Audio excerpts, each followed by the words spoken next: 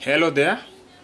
Hope you're well, especially in these trying times, and you are keeping yourself and others well by observing the COVID-19 safety guidelines.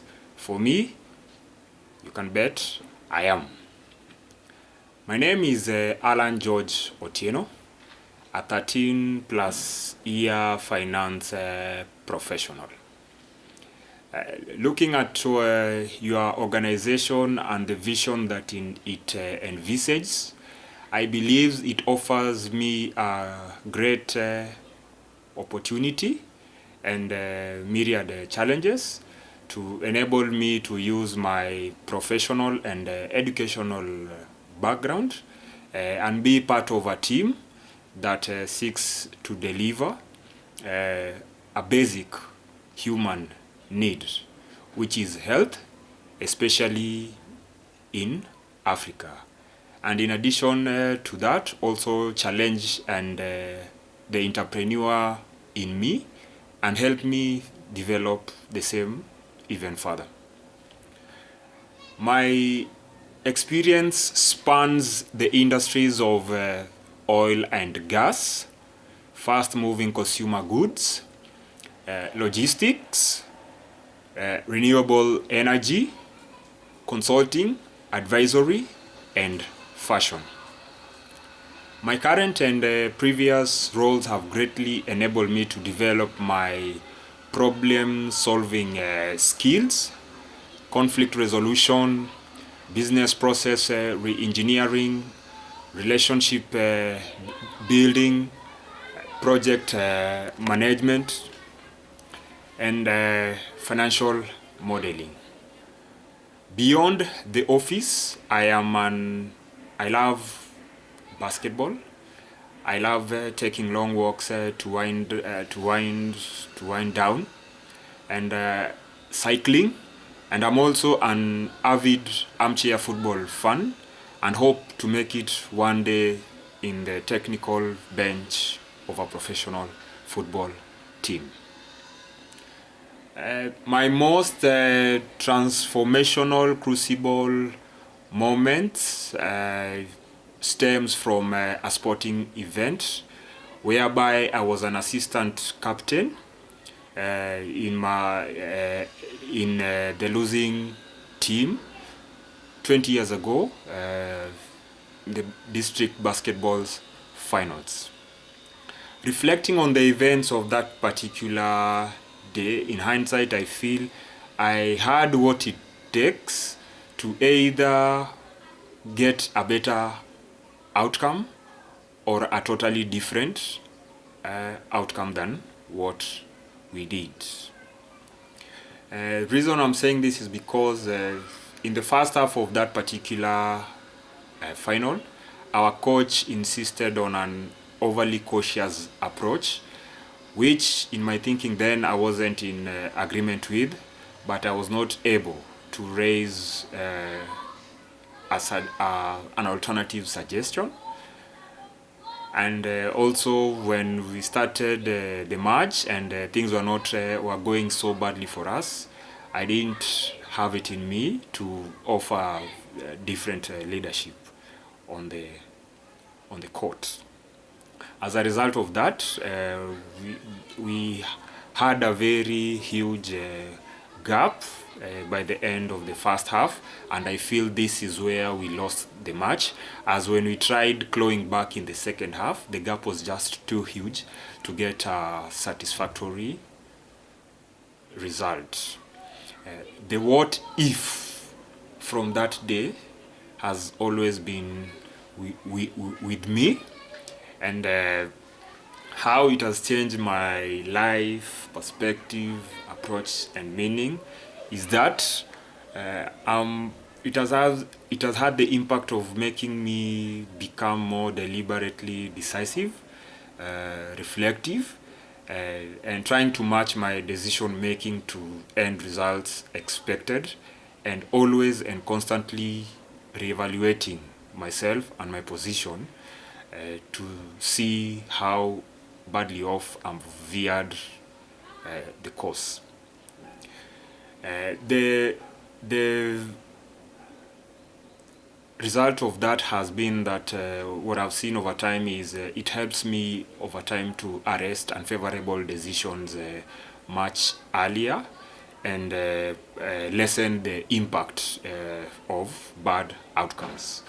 It was a painful pill to swallow in that it came with the jolt that not everything has a second chance, and at times the best time to do what is you're thinking is now. How does that apply to my approach to work today?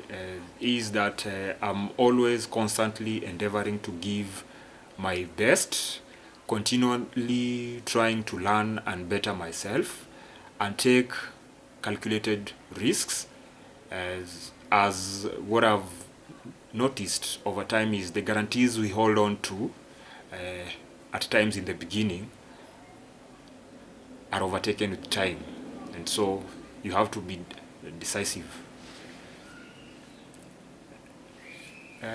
COVID-19 and digital health, I think the current pandemic has accelerated digital health into the front line of healthcare accessibility by triggering new approaches towards mitigating the problems it has presented, and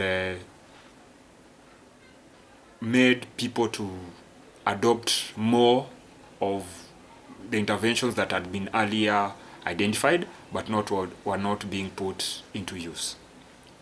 It has also led into increased government and private sector partnerships in leveraging health initiatives in combating the pandemic.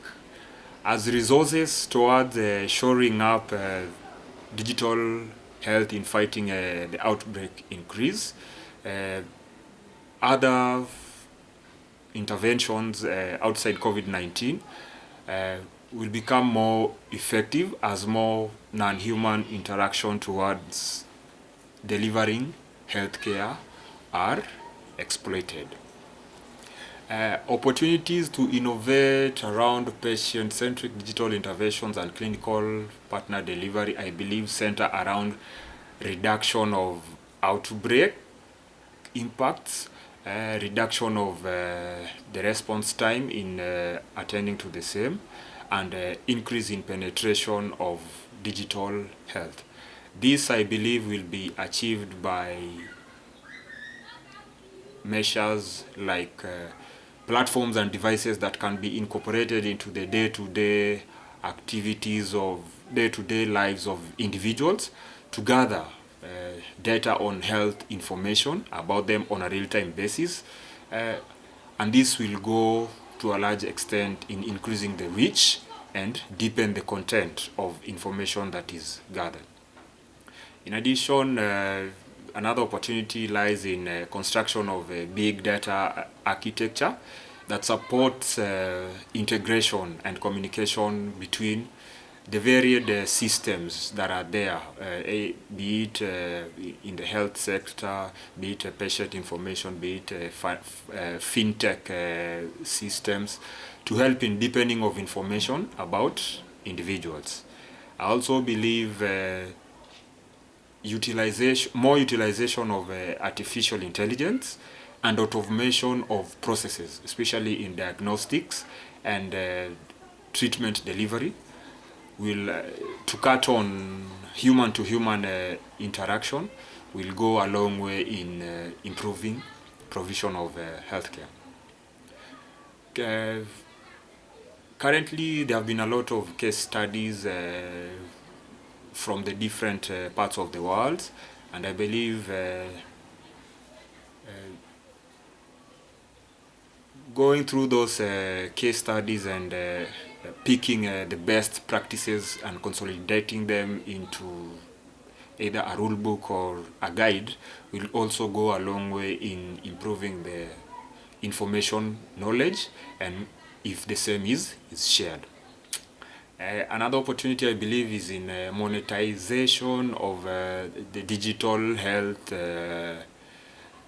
products to drive value addition, which will go a long way in attracting entrepreneurs to try and exploit the same. And we all know where there is competition and reward, the abstraction in terms of knowledge and products which comes up will go a long way in creating very different products which will help in boosting digital health delivery.